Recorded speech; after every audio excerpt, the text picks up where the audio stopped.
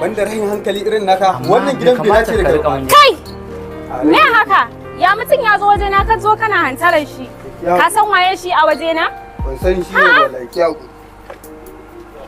Haka zuwa Hajjaji. To, koma jefa mana. An je